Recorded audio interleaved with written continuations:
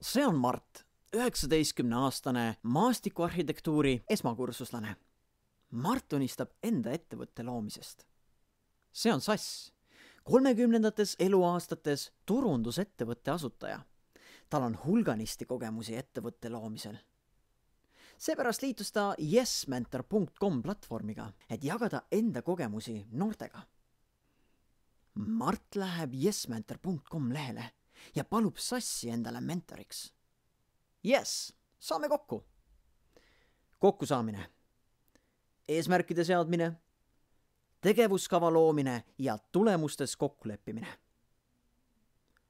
Mart saavutab enda eesmärgid. Yes! Sassil on hea meel, et sai positiivse impulsi anda. Yes! Yes! Yesmentor.com